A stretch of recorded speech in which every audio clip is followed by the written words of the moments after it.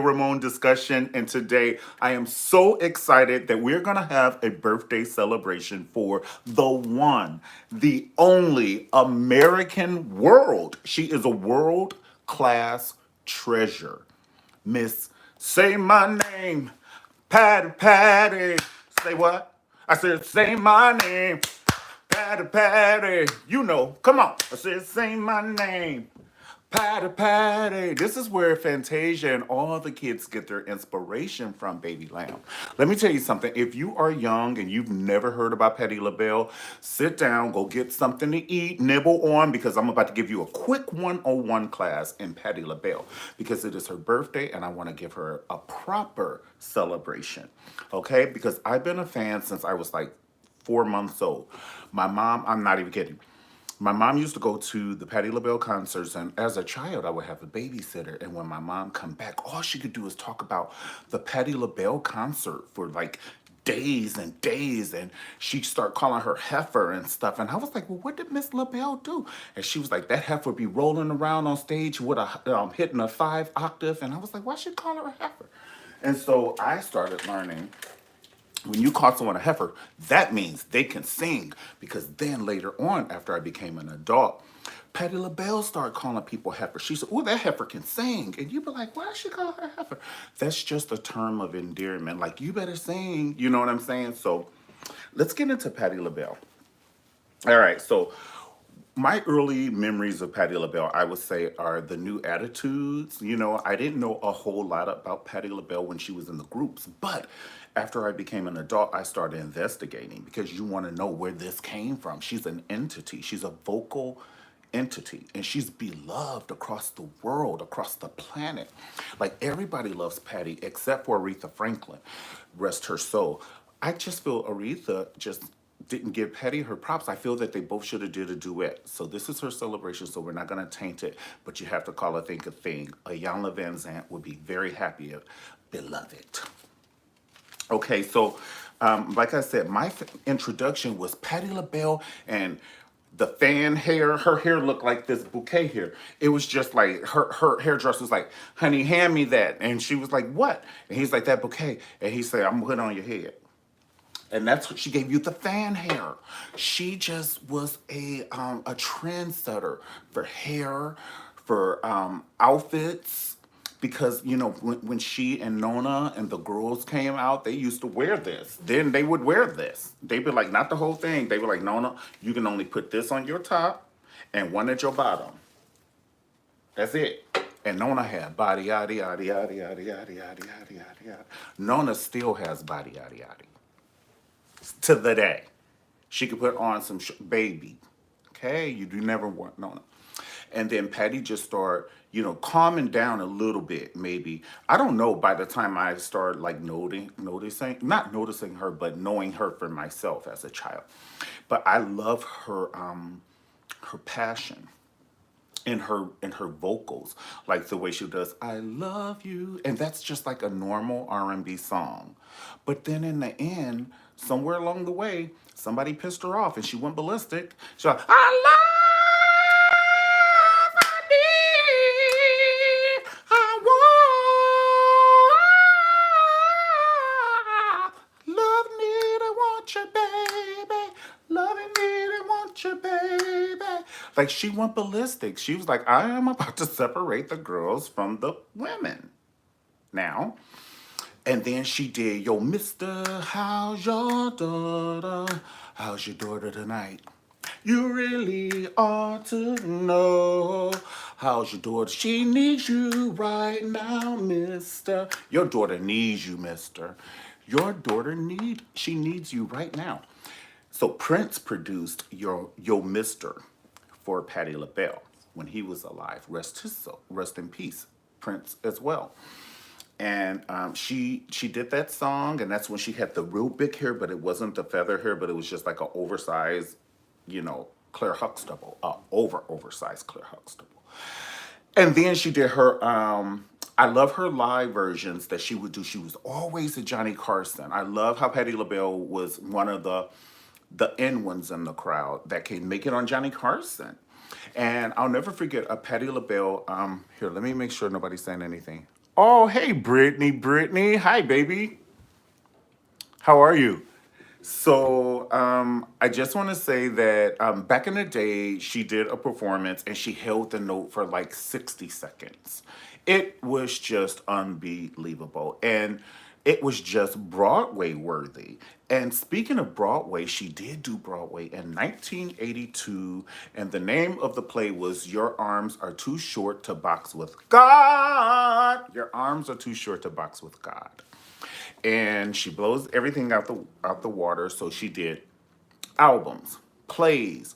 She was Dwayne Wade or Dwayne Wayne's mother in A Different World. Remember? And she made the Prom Cobbler, and then Whitley and Dwayne's new fiance were fighting over the prune cobbler and they spilled it by mistake. And then Patti Labelle said, "Woo, I'm mad now." And she went ballistic. All right. So, like I said, we're gonna give Patty a proper celebration. Other accomplishments that she has done, I like when she did the collaboration with Gladys Knight and Dionne Warwick, Sisters in the Name of Love. I was a kid watching that, and I just thought it was phenomenal how all three of the ladies collaborated. Wouldn't it be like freaking awesome if Madonna, Janet Jackson, and Beyonce collaborated on some things? You know what I'm saying? So I just thought that it was awesome that the ladies put down their egos and they were able to collaborate. Now, there were some challenges in that particular show with Dionne Warwick and Patti LaBelle because Dionne Warwick knocked on the door of Patti LaBelle's dressing room, allegedly, but you can check it for yourself. Okay, I do think it's true, but allegedly, because you never know, honey. Dionne might wake up on the wrong side of the bed, honey. She on Twitter now, okay? And I don't want to disrespect her, and I don't want her disrespecting me. So allegedly. So anyway, Dionne Warwick knocks on Patti LaBelle's door, and Patti LaBelle thought she was going to say, "Oh, girl, you want to go to Chick-fil-A?" And Dionne Warwick was like, "Honey, can you sing a little lower?" And Patty be thinking, she was like, I've had this a lot of other times. It just keeps happening. Like the people be hating on me. Like Dinah Washington sent her a telegram and was like, "Stop singing my song. Stop it." And she was like, "Oh my God, can you imagine getting a telegram from somebody who you adore, like from Beyonce or Patti LaBelle, and you get a telegram and you're singing Somewhere Over the Rainbow or something like that, and Patti LaBelle sends you an email. You're like, "Oh my God, I got an email from Patti," and it's like, "Stop singing my song. Period. That's it. I'm not gonna elaborate. That's it." Other people who've been mean to her is Diana Ross, allegedly, but they're friends now. But Diana Ross would take her outfits and wear them first, and wear them, and. So hold on, I dropped some in my notes here. So, um, that would happen, and but they have since made up. But I'm just saying the different things she had to overcome, the different adversities, Patti LaBelle had to overcome, with just people that we even know. James Brown, when she would sing at the Apollo, allegedly, she would sing at the Apollo, she and her group, and they'll be singing and "You never walk alone," and she'll be hitting a note, and everybody in the audience is going ballistic. They're about to tear the place up. And James Brown says, "Close the curtains on those bitches," allegedly. But I think it happened. You better read the book. Speaking of book, like I said, she's conquered recordings, videos, Broadway, television. She's written books, Patty's Pearls. She's written cookbooks. She's just phenomenal. And she's not one of those divas that's a hater. Because even back in the day when Arsenio Hall was on, she lived as she climbs, if you're good. So she had Desiree Coleman come on the Arsenio Hall show and on the Johnny Carson show. She was like, "This little heifer is coming on tour with me. This baby can't sing." And she got Desiree Coleman a record deal, and you should listen to Desiree Coleman's first CD. She's a gospel artist now. But her very, very first CD, I think Patti LaBelle had a lot to do with it and a heavy influence on it. And it's something worth listening to. And I think Patti LaBelle actually sang background for Desiree Coleman. Can you imagine Yolanda Adams, Karen Clark, Rochelle Farrell singing background for you? Patti LaBelle singing background for someone? She has one of the most unique voices. She just turned 77 today. But one of the most unique voices in the world. It's definitely, the reason you say that is because years to come, 500 years from now, when you play a Patti LaBelle song, people will like, oh, that's Patti LaBelle. And whatever language we're going to be talking in 500 years, you know, we evolve. We may not even be speaking in English. We may be talking like this, honey. But people were like, oh, that's Patti LaBelle. Okay? So some of the other people that she's had some problems with were, you know, I don't know. I personally took offense when Aretha Franklin got that honor and she was walking through the door and Patti LaBelle reached up for her hand and Aretha was, oh, don't touch me. Don't touch me. I felt Aretha was giving shade to the 1 millionth power. Rest her soul, honey. But give Patty a break. Y'all are 422 years old. And the reason I say that is because when you're in entertainment, it ages you faster than most people. It's like dog years and moon pounds. So, you know, if we ever had strife or we ever had a problem before, it's about time for us to mend it. You know, I don't want to carry or harbor, you know, years and years of something, whatever it is. I don't even understand. But I just felt that that was a little not nice. I just thought that was not nice. And how would it make Patty feel? So let's talk about her and Barbara Streisand. For some reason, Patti LaBelle does not put Barbara Streisand in her coffee. And if she did, she wouldn't stir it. She doesn't put Barbara Streisand in her coffee. And I am just so baffled because I don't know the history about that. I know the history about most other things, but I don't know the history about Patti LaBelle and Barbara Streisand. And it's to the point, like even now, remember, like I said, how I felt Aretha held the grudge with Patti. Or what, I won't say it's a grudge. Maybe they even talked weekly, who knows? But I feel that if someone reaches their hand out that you know, and you do like that, okay. So, but I feel that Patty feels that same way. The way Aretha felt about Patty feels about Barbara Streisand. And I don't know if allegedly, I don't know, but I don't know if it's something that Barbara Streisand may have done behind the scenes.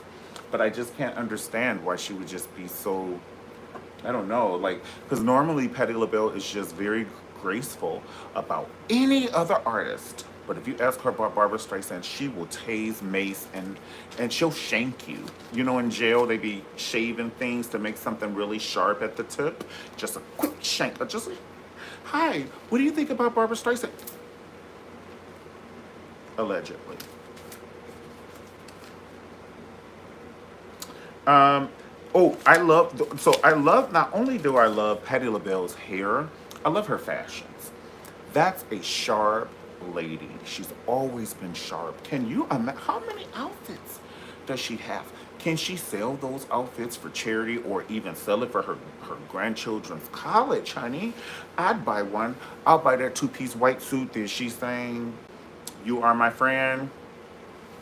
And Shamar Moore was in the audience, and Ayanna Van Zandt, and Ayanna, honey, she just started doing this. She was like, Patty has you going there, because if you're in her face and they have that big old speaker and her voice is in it and that music is playing in that background, you know it's gonna all melt together like water and wet. It's gonna all come together. And Patty, she tells these stories and she'll cry on you in a heartbeat.